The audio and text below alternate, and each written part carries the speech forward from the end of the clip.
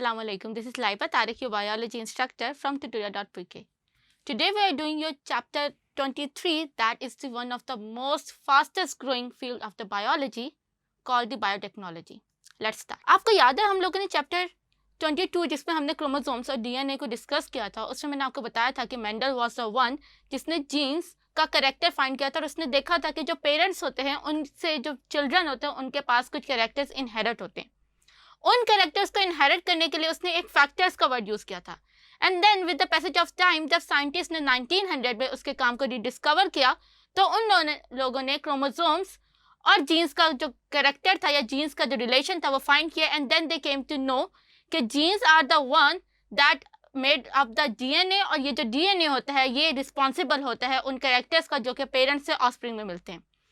Gene और DNA का discover होना दुनिया या बायोलॉजी के लिए सबसे ज़्यादा रेवोल्यूशनाइज प्रोजेक्ट था, क्योंकि अगर हम बैक्टीरिया या माउस को देखें, माउस से लेकर ह्यूमन तक के तमाम डीएनए के अंदर जो जेनेटिक कोड्स यूज हुए हैं they are the basic. So it means कि चाहे माउस का डीएनए हो, चाहे बैक्टीरिया का डीएनए हो या चाहे ह्यूमन का डीएनए हो,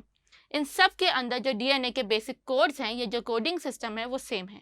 सो इस वजह से साइंटिस्ट ने जो था वो कुछ ऐसी टेक्निक्स डेवलप की जिसकी वजह से हमने ह्यूमन जीन्स को ग्रो करवाया इनटू बैक्टीरियाज एंड सब अदर एनिमल्स, और उनके बेसिस पे हम लोगों ने कुछ ऐसे प्रोडक्ट्स एक्सट्रैक्ट किए फ्रॉम द बैक्टीरिया जो कि ह्यूमन बॉडीज़ के अंदर समटाइम्स क्रिएट नहीं होते, जिसमें कॉमन एग्जांपल है इंसुलिन की. पुराने ज़माने में इंसुलिन जो थी वो डेड ऑर्गेनिज्म से ऑब्टेन की जाती थी, क्योंकि उस टाइम पे जो पेशेंट्स होते थे उनके लिए insulin is the hope of life. लेकिन आज हम लोग बैक्टीरियाज के थ्रू इंडस्ट्रीज़ के अंदर बैच प्रिपरेशन करते हैं इंसुलिन के इंजेक्शंस के, और ये इंसुलिन आज दुनिया के हर मार्केट, हर शॉप पे जो है मेडिकल शॉप पे अवेलेबल होती है, और उससे जो पेशेंट्स हैं वो अपनी इंसुलिन की डेफिशिएंसी को पूरा कर लेते हैं. तो इट मीन्स कि बायोटेक्नोलॉजी ये वो टेक्नोलॉजी है जिसके अंदर हम बायोलॉजिकल सिस्टम्स या ऑर्गेनिजम्स या उनके पार्ट्स जो कि स्पेशली डीएनए होता है उसको यूज़ करते हैं to create the different product जो कि ह्यूमंस के लिए बहुत ज़्यादा बेनिफिशियल हो. इसकी अगर मैं एग्जांपल्स की बात करूँ तो इसकी एग्जांपल में अगर हम सबसे पहले देखें तो हमारे दुनिया में एनवायरमेंटल पोल्यूशन दुनिया के ह्यूमंस के लिए सबसे बड़ा थ्रेट है, और इस एनवायरमेंटल पोल्यूशन की बड़ी वजह वो पोल्यूटेंट्स होते हैं जो कि दुनिया वाटर के अंदर, एयर के अंदर एंड सॉइल के अंदर हीप अप तो हो रहे हैं, लेकिन उनको डिकम्पोज करने के लिए कोई भी चीज़ मौजूद नहीं है.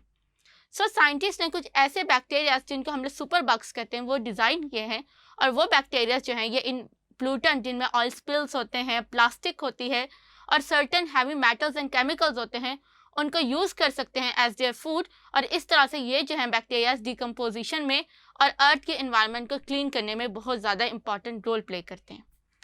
फिर उसके बाद हम लोग जो हैं वो सर्टेन एनिमल्स और प्लांट जिनमें हम लोग अपने डिज़ायर कैरेक्टर्स जैसे ज़्यादा यील्ड प्रोड्यूस करना, ज़्यादा मिल्क प्रोड्यूस करना, ज़्यादा मीट प्रोड्यूस करना, हेल्दी एनिमल्स और प्लांट्स के डेवलपमेंट के लिए हम उनके जीन्स को अल्टर कर देते हैं. और जब हम उनके जीन्स को अल्टर करते हैं इट मीन्स कि मैं उनके फिजिकल फीचर्स को भी अल्टर कर रही हूँ.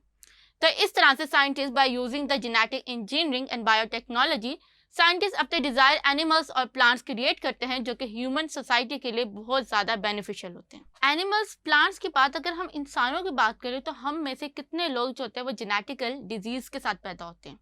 यानी उनकी बॉडीज़ के अंदर कुछ ऐसे जीन्स जो होते हैं वो फॉल्टी होते हैं जो कि एक हेल्दी मेटाबॉलिक एंजाइम्स और प्रोडक्ट डेवलप नहीं कर सकते जिससे वो अपनी एक हेल्दी लाइफ को जो है वो प्रोसीड कर सके या कैरी ऑन कर सके. तो उन जेनेटिक डिजीज़ के लिए जहाँ आज से अगर 100 साल पहले की बात की जाए या इवन 50 साल पहले की बात की जाए तो हमारे पास कोई ऐसा क्योर नहीं था जो कि जेनेटिक डिजीज़ को क्योर कर सके. लेकिन अब थैंक्स टू बायोटेक्नोलॉजी साइंटिस्ट ने कुछ ऐसे मेडिसिन वगैरह क्रिएट करना शुरू कर दिए जो कि जीन्स को यूज़ करके हम एंजाइम्स क्रिएट करते हैं, और ये एंजाइम्स अगर हम ह्यूमंस को खिला दें तो ह्यूमंस के अंदर वो ग्रोथ डेफिशिएंसी, एंटीबायोटिक्स या कुछ ऐसे जो एंजाइम्स की डेफिशिएंसी होती है because of the genetic mutations, वो डेफिशिएंसी फुलफिल हो सकती है और वो अपना एक अच्छा हेल्दी फ्यूचर गुजार सकते हैं. तो बाय दिस बायोटेक्नोलॉजी ने ह्यूमन की हर फील्ड ऑफ लाइफ के अंदर बहुत ज़्यादा इंपॉर्टेंट रोल प्ले किया, चाहे वो एनवायरनमेंट हो, चाहे वो एग्रीकल्चर हो, चाहे वो ह्यूमन हेल्थ हो. हर चीज़ के अंदर बायोटेक्नोलॉजी का बहुत ज़्यादा कंट्रीब्यूशन एंड रोल है. Thank you.